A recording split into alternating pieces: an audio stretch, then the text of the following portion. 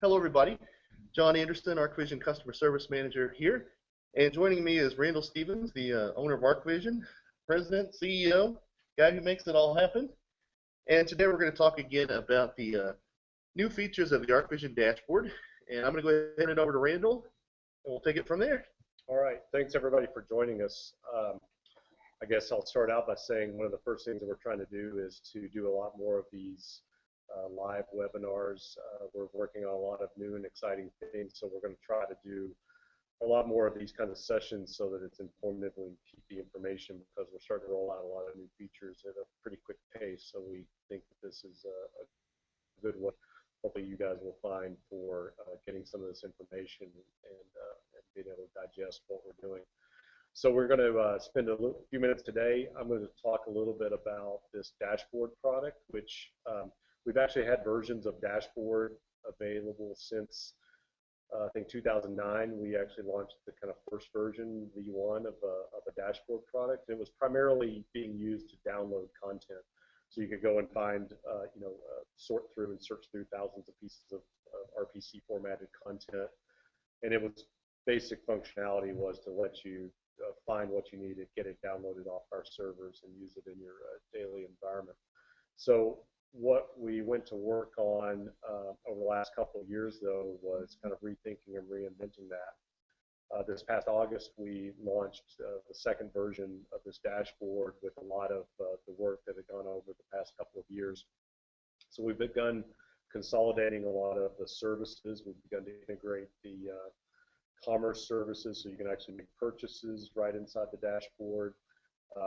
We keep all of the plugins managed and updated right inside the dashboard. So it's really becoming the hub of what a lot of these new services. So I think John's going to switch us over to a view, and I'm going to kind of just walk you through a couple of the kind of primary features, just so you can understand our direction on this. So let me try it here, John. So I'm actually just going to minimize Max there. And so what you're seeing on your screen is the dashboard as it default after you've installed it and log in. And some of the things that you'll see on the screen, first of all, it's very visual. So we're trying to make visual browsing of content front and center on this. So you can see all the content. The other things that you'll notice is that, and John's going to walk you through some of the details of this, but basically we allow you to see and manage your plugins for all of your apps that you're running. Your license state is being managed here. Here you can see that I'm in a license state. And then down this left-hand column, we have a series of tabs. We call them channels. And it's kind of our first organizing principle. So here you can see I can click on a people channel, and now I get all of my people content, which I can visually browse. I can see here that there's over 1,100 pieces of content that's available to me. In the top right corner, things like being able to search that. So if I was, looking for somebody in resort setting, I can do a search on resort, get back results very quickly, which can then be used inside your scenes. So what I'm going to do is use 3D Studio here. We've done a couple of these webinars, and we've been focusing on Revit, so we thought we'd change it up a little bit here and show you how this very same things work inside 3D Studio. So what I'm going to do is, obviously, most people are in a 2-monitor environment. I'm going to be a little hamstrung with the way we're displaying this, but I've got 3D Studio Max opened up here. RPC plugins will operate just as they always have inside this environment, but some of the things that you're able to now do is right inside of a dashboard, drag and drop this content right into the scene. So I can do everything I would normally want to do, my browsing and searching, and then just dragging that over right inside Max and being able to place that right inside the scene. So I'll zoom out a little bit there. One of the other things you can do is, well, let's just go down here to some of the objects. So there's automobiles. Here's our objects channel with some content. You can also download directly from here. So if there's a piece of content like this that hasn't been downloaded, with one click, I can queue that up for download. It immediately becomes available to drag and drop into your scene. So now I should be able to drag that, click over into Max, and place that object. So we've really tightened up, what we think a lot of the steps it used to take to be able to find content, get to content.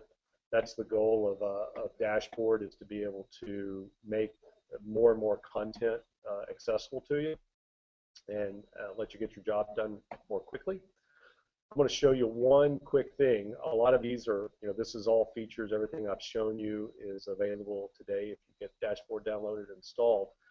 I'm going to show you a little sneak peek, though, of what's right around the corner. So in January, we're going to start releasing the ability for you to convert your own 2D imagery into RPC with a single button click. So I am going to open up a folder here that I have.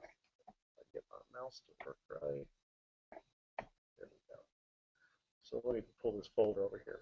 So this is just what you're seeing is a folder that I have with some, commonly available, either commercially available image libraries. It could be libraries that you've created yourself. Let me go ahead and minimize Max again.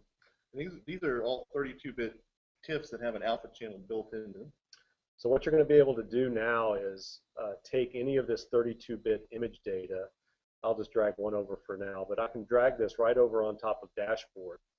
And what it's going to do, it's going to automatically convert that into an RPC. So you can see it's bringing that TIFF image in. We've done a couple of things behind the scenes. We've automatically created a piece of geometry that's custom to that piece of content. All I have to do is bring it into this interface and do two things. Give it a name. I'm going to call this man on bike, and I'm going to give it a height. So let's say it's about 6 feet tall, so it'll know how to scale in the scene. And at that point, when I hit apply and process, it's going to go to work, creating the RPC. Did we get it? Well, this is what beta means. Not sure why we're not getting the process to work. Anyway, that's going to create a custom RPC for you. We'll back because that's going to get released in January. I'm not sure exactly sure why it isn't run. Always fails when you're live and wanting to shut something off. But anyway, that's in the pipe right now. We're nearing completion of getting that, and it's going to start rolling out in the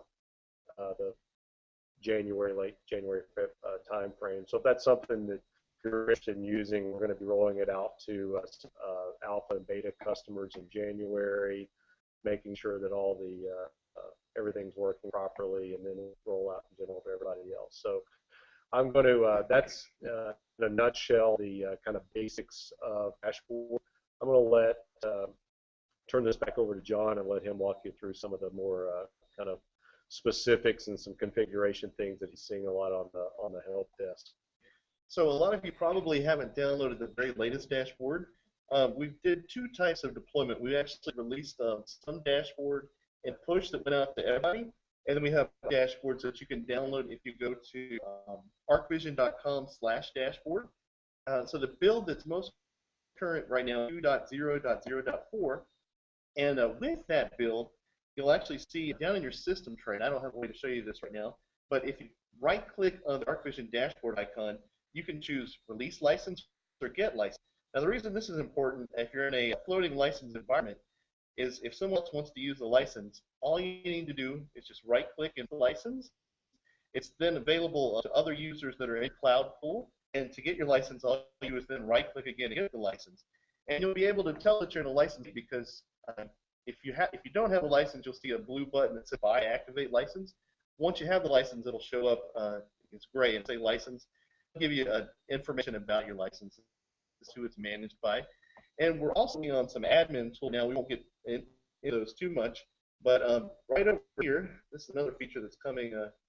Have a guest date on that, Randall?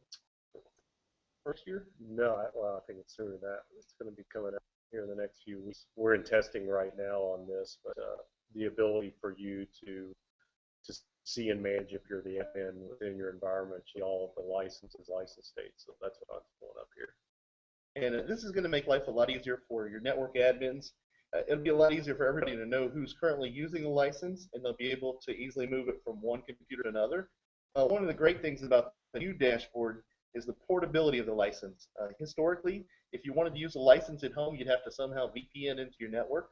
But with the current version, all you do is log in with your arcvision.com account, and you're going to be able to remotely access that license via your cloud, our cloud. So let's see what we talk about next.